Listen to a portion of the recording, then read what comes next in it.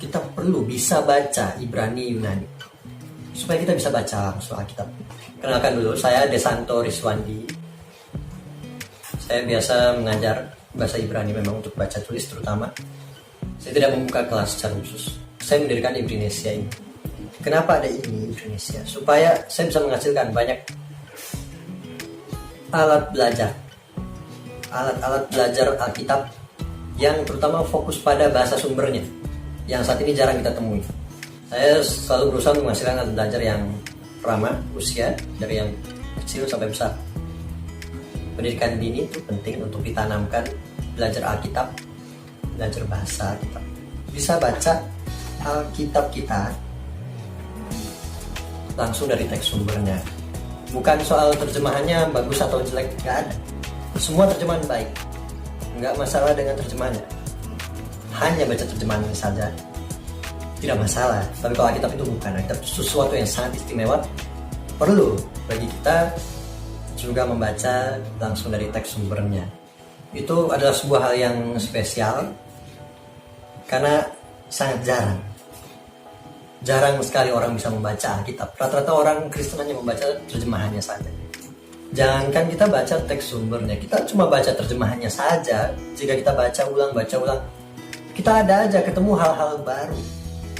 Kita ketemu, apalagi kita baca teks sumbernya akan banyak sekali revelasi yang kita tidak akan dapat kalau baca itu dari terjemahan.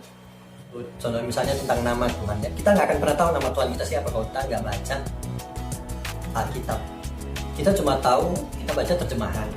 Terjemahan tidak mengungkap nama Tuhan itu siapa. Ya selamanya kita nggak akan tahu nama Tuhan. Bukannya salah, Alkitab terjemahan itu bagus, buku tafsir bagus. Ya kita harus punya tanggung jawab pribadi untuk kita membaca, merenungi, ya, mengerti secara personal. Karena kasih Tuhan itu ke kita juga personal, berkatnya juga personal ke masing-masing kita, nggak rombongan. Keselamatan juga personal. Jadi apa salahnya kita membuat ini juga jadi personal? Ya kita lebih mengenal Alkitab secara personal. Jika kalian tertarik untuk belajar bahasa Alkitab, kalian harus sabar. Kalian harus berkomitmen. Kita sedang mempelajari bahasa yang sakral. Kita sedang mempelajari bahasa kitab suci. Itu artinya kita sedang mempelajari Alkitab itu sendiri. Tips saya itu tidak perlu terburu-buru. Jangan terburu-buru. Jangan. Pakai waktu kita, pakai kesempatan kita untuk benar-benar memahami dan meresapi. Dan membaca, tulis. Jangan buru-buru ingin bisa menerjemahkan. Enggak, tujuan kita bukan menerjemahkan setiap kata yang ada di Alkitab. Tujuan kita supaya bisa menyelam lebih jauh ke dalam teks. Dengan begitu kita harus bisa baca secara audible, berarti harus bisa menulisnya juga. Soalnya saya sudah bisa baca satu kata pendek. Jangan stop. Harus punya Alkitabnya. Wajib, yang menurut saya wajib. Toda itu bagus sekali. Kita kalau ngomong terima kasih ke orang dalam bahasa Alkitab, bahasa yang biblikal, ucapin aja toda, yaitu makasih. Itu sampai sekarang dipakai di Israel. Saya akan baca ini salah satu ayat yang menggunakan kata toda, terima kasih. Cuma dalam terjemahan memang bukan terima kasih konteksnya. Saya bacakan dari Tehillim Kof, ya, pasuk Ahad, Mazmur pasal 100 ayat 1. Mizmor letoda, Mazmur untuk korban syukur,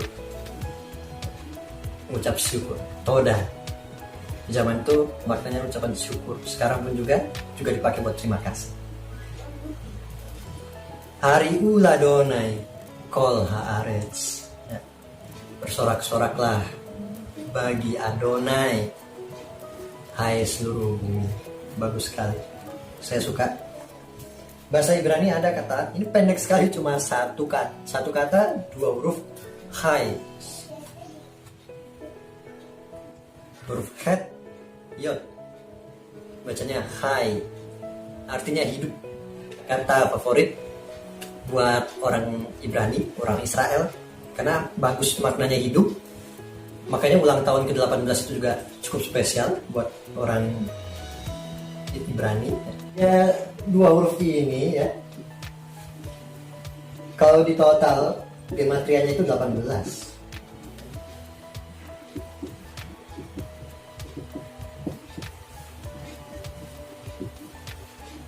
Huruf head, yod. Bagus sekali. Bacanya hai. Ya, bukan ini ya. Bukan.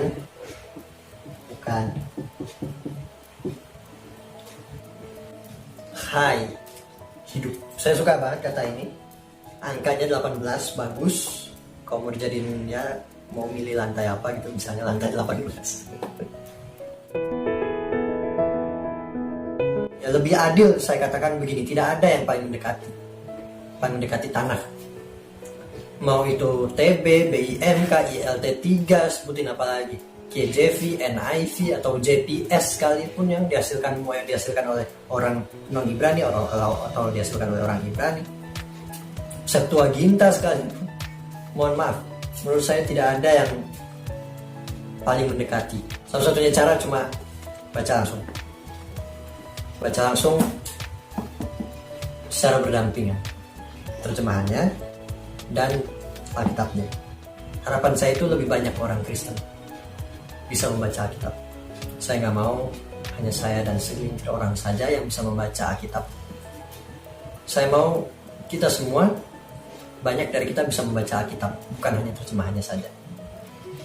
Harapannya itu, karena dengan begitu kita bisa lebih mengenal penulis balik Alkitabnya, penulis aslinya, Tuhan kita sendiri, Adonai. Kita sembah di dalam Yeshua Mesias.